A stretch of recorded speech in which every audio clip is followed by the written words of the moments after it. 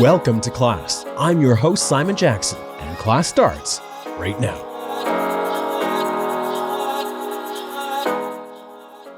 Does nature matter? Nature is our world. It's the world in its most complete state. We're a wholly owned subsidiary of planet Earth. Nature is everywhere. We all are part of nature. My first thought isn't how and why nature matters to me, but why we matter to nature. How we do things is integral to what we do. This is it. It's food, it's health, it's economics, it's research, it's relationship, it's culture. Something that is part of the commons. Nature is not something separate from our society, is not something apart from ourselves. Everything is interrelated. It's life. It enriches our lives to have. Nature absolutely matters, no matter what we do in life. Liberal or conservative, urban or rural, young or old, we can all agree that nature matters. But here's the thing. In our world today, we don't actually pay as much attention to nature as we should. When we talk about nature, in a lot of cases, it's almost theoretical. It's something that's out there, but it's not something you're in. While we think about sort of society and nature as two distinct entities, sometimes they're really not. And everything we do has a huge impact on our natural world. The magic in nature is only there if people ensure that it's there. It's a constant tooth and nail fight all the time with everyone always to care. It's always this battle to care. It's really hard, and it's really frustrating that it's hard. As a youth, what I find with my peers themselves as well is that the opportunities for nature literacy in particular are essentially non-existent.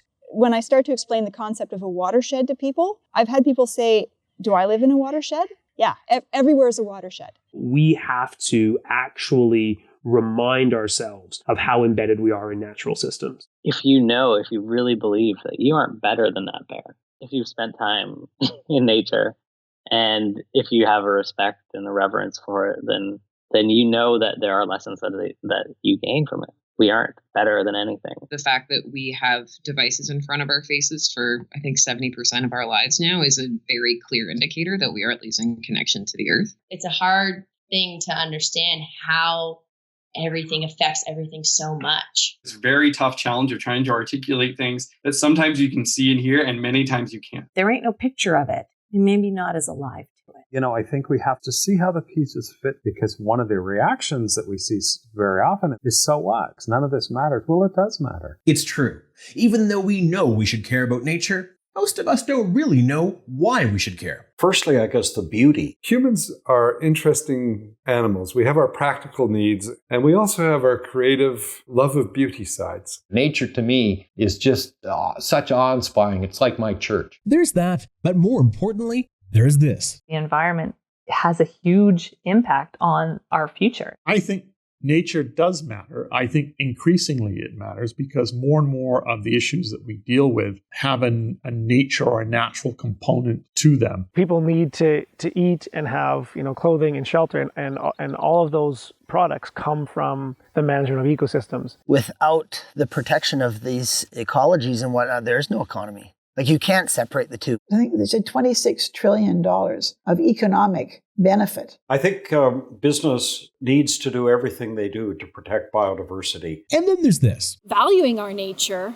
is super important to our public health. So the natural flora in our gut, the natural bacteria in our own systems, and how that leads to very different health risks or health consequences. So if the microbiome, which is sort of the most, the micro level of nature in our own bodies, impacts how we thrive in a very significant way, we still need to show humility towards what nature is and how we integrate and interact with that nature. Why nature matters is even more fundamental, though. Some theorists for a long time have said nature is the foundation of art. Nature is also the foundation of physics. In fact, nature is the foundation of everything, including you and me, because we're just carbon walking around involved in nature. That's all we are. We wouldn't be here if biodiversity and the web of life didn't exist. This is what has supported us from an evolutionary point of view. This is why we evolved and exist, because of that web, and we need to respect that. And we even have these weird models like the Sustainable Development Rings, which was perceived as enlightened environmental policy, which is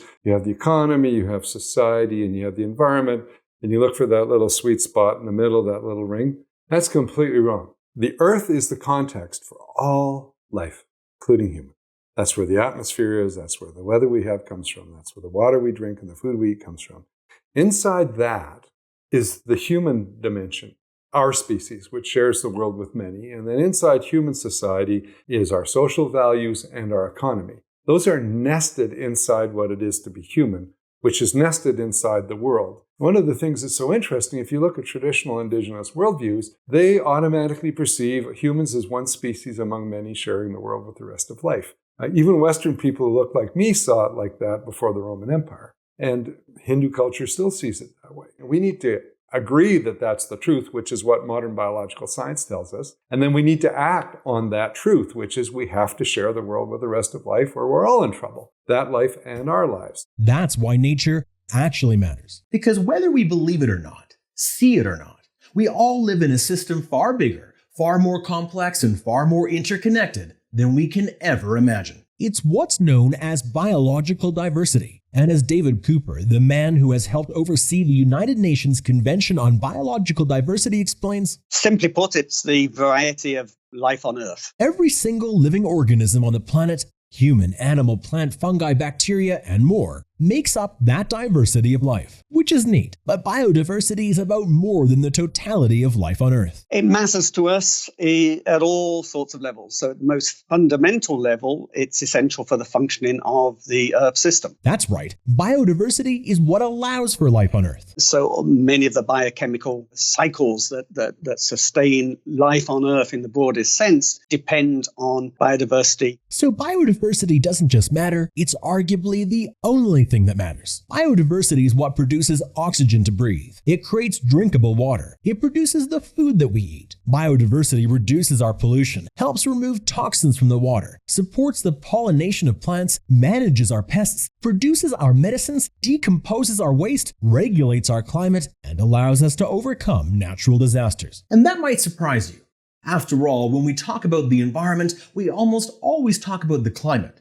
But rarely do we hear about biodiversity. We hear a lot about the impacts of climate change. Many of those times we're looking at impacts on biodiversity. We're talking about the increased risk of extinction. And, often when we look at impacts of extreme events that are associated with climate change, we forget those impacts are exacerbated because of what we've been doing to those ecosystems and to biodiversity. The two issues are totally inseparable. Stemming the loss of biodiversity and making full use of our ecosystems is essential in the fight against climate change. It's a classic bad news, good news scenario. Every problem we face makes other challenges more serious. But equally, as we solve one challenge, we help address other problems in the process. And safeguarding our biodiversity is our best tool in the fight against climate change. It's also our best tool for tackling so many issues. Why? Biologist Laura Kennedy explains. The more biodiversity you have, the more stable ecosystems become. Ecosystem stability is important. It gives you services like water filtration, nutrient recycling. Which doesn't sound exciting or important, but as biologist Dr. Victoria Lakasik explains, we're all part of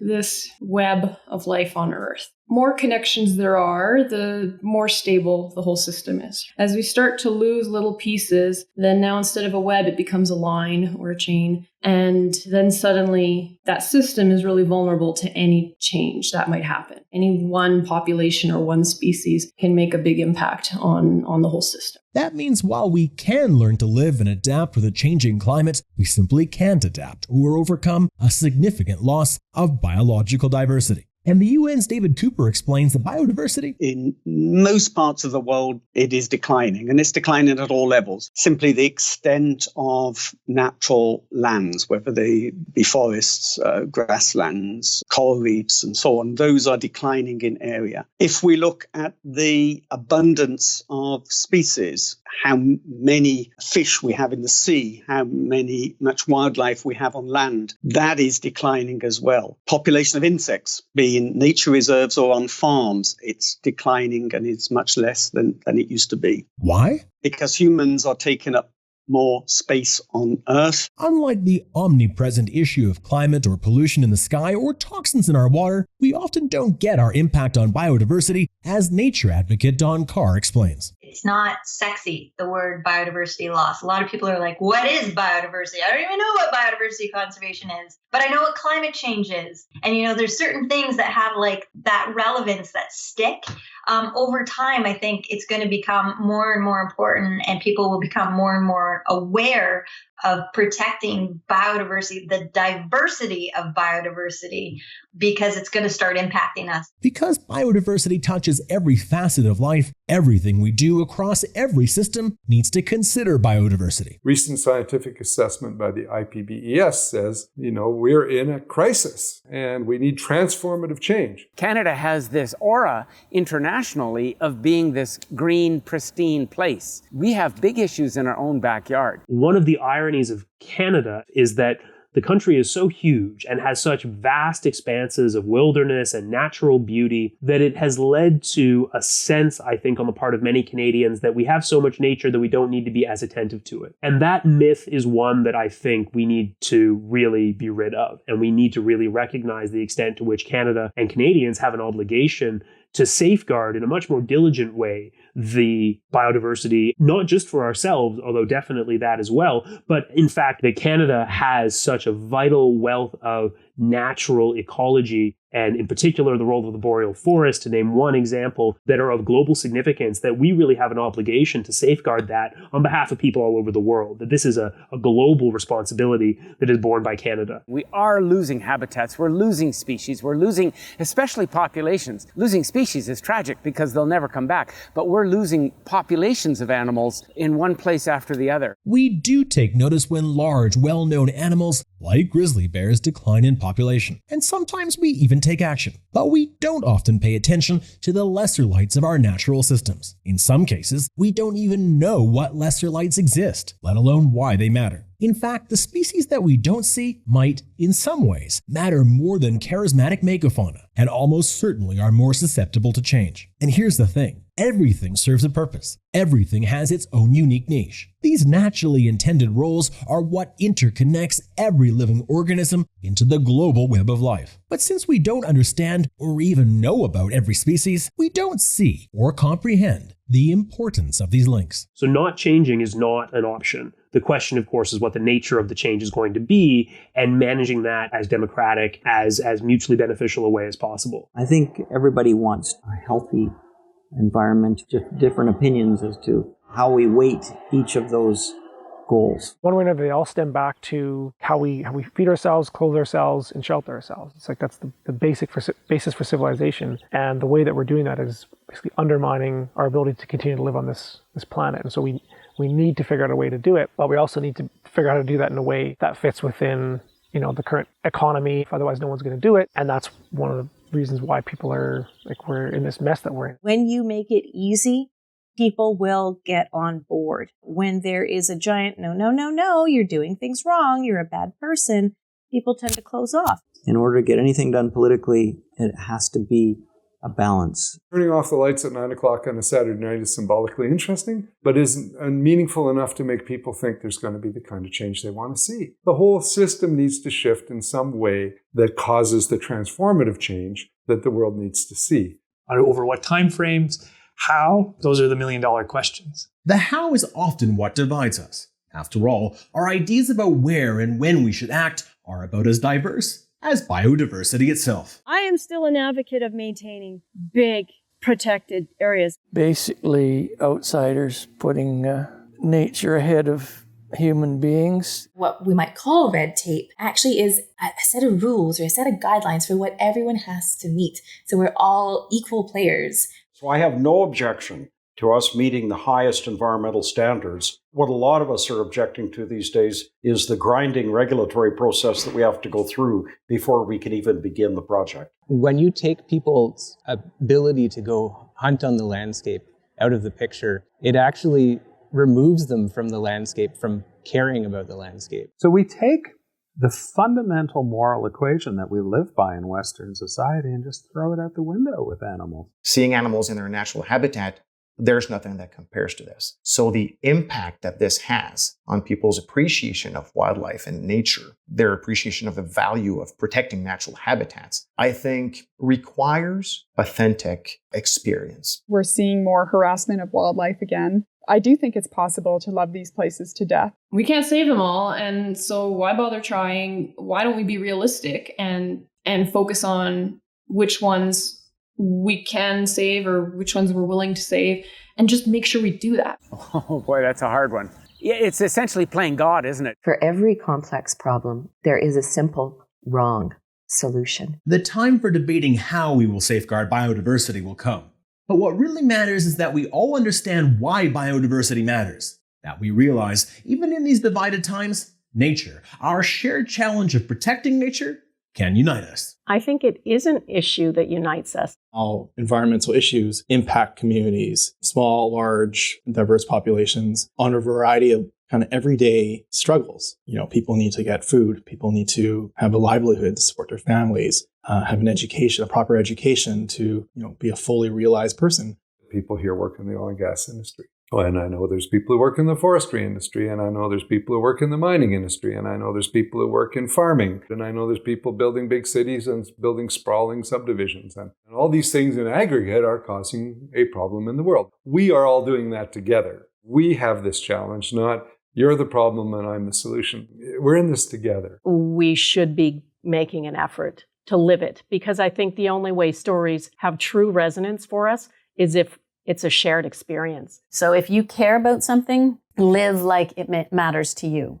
I'm not just one young student in Vancouver, but I'm a citizen within a planet. What does that mean? Well, remember these two? They shouldn't have been able to influence this system in a major way, especially at their age. But they are, just as other species influence their ability to live and thrive. And maybe if these two ceased to exist, it wouldn't matter. Or maybe if grizzly bears disappeared from this landscape, it would only matter a little. And maybe the consequence of no grizzlies here would only mean this ecosystem would struggle to function, not all ecosystems. But what grizzly, what species, what ecosystem is one too many to lose? My fear with biodiversity is I see it as a massive brick wall. And people are slowly removing a single brick here and a single brick there. And they're saying, there is no effect whatsoever. This wall is as stable as it was before I slid these bricks out. How many bricks can you slide out before you get a cascade effect? That everything and everyone interconnects and matters to our planet, that's the brilliance of our system and the complexity. 2 undersized bears, an underappreciated insect, one single person has the power to change a system. When we work to understand that, we understand how we fit into the web of life and how we impact it. Absolutely everything matters. Does that bear get to live or does it not? And you go, well, what do I care? It's like on Mount Robson, what's the impact on me? I don't know. But what I do know is that everything is interconnected. And it's interconnected in so many different ways. It's interconnected at the cellular level. If we take a look at the laws of thermodynamics, the first law is that you cannot create nor destroy energy. And so when it changes the manifestation that it's in at a particular time, it then affects something else. And so if you understand that there's an interplay between things, it may not be a straight line to you, but indirectly it all comes back to us. And so I think that we have to pay attention to every single element that we can comprehend and understand and say,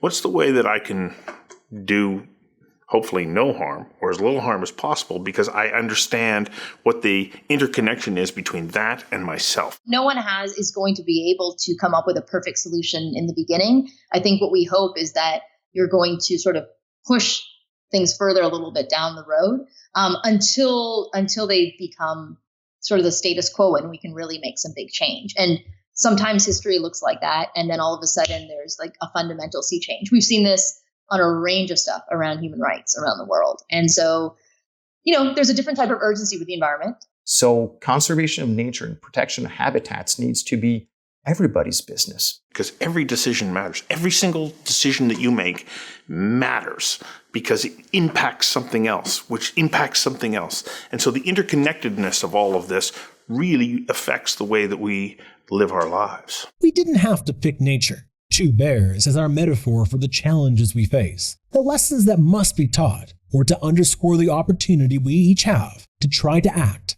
and do better. There are always other metaphors, more pressing issues, more socially in vogue issues that feel more real, more relevant.